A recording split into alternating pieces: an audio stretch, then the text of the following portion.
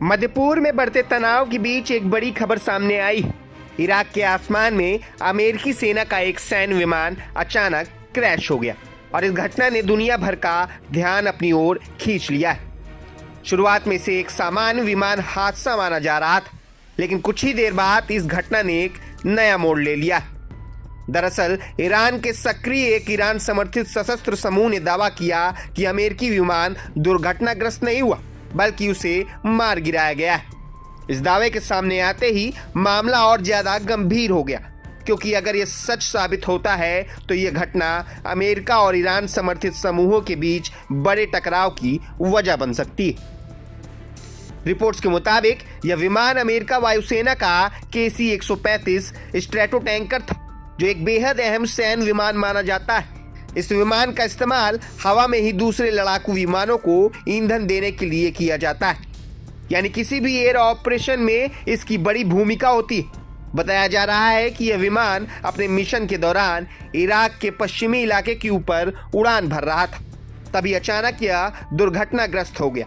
इस विमान में कुल 6 क्रू मेंबर सवार थे और शुरुआती जानकारी के मुताबिक इनमें से 4 लोगों की मौत हो गई, जबकि बाकी को लेकर राहत और बचाव अभियान चलाया गया है।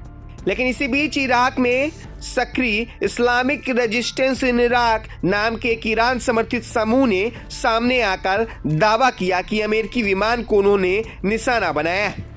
इस समूह का कहना है कि उन्होंने मिसाइल या हमले के जरिए इस विमान को गिराया है और यह कार्रवाई अमेरिका की सैन्य मौजूदगी के खिलाफ की गई है।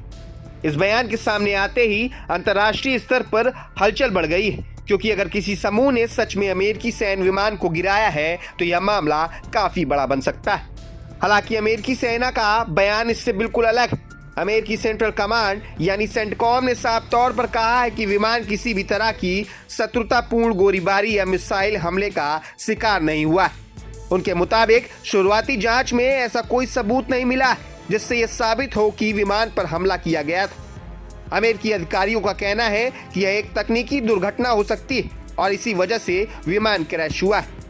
यानी इस वक्त इस पूरे मामले में 2 अलग अलग दावे सामने।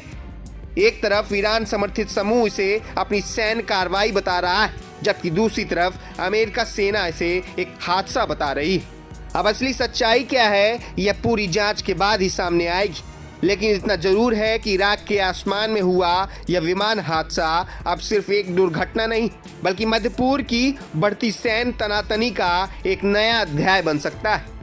मैं अभिषेक सिंह, प्रभात खबर के लिए। प्रभातखबर.com, विश्वास वही, रफ्तार नहीं।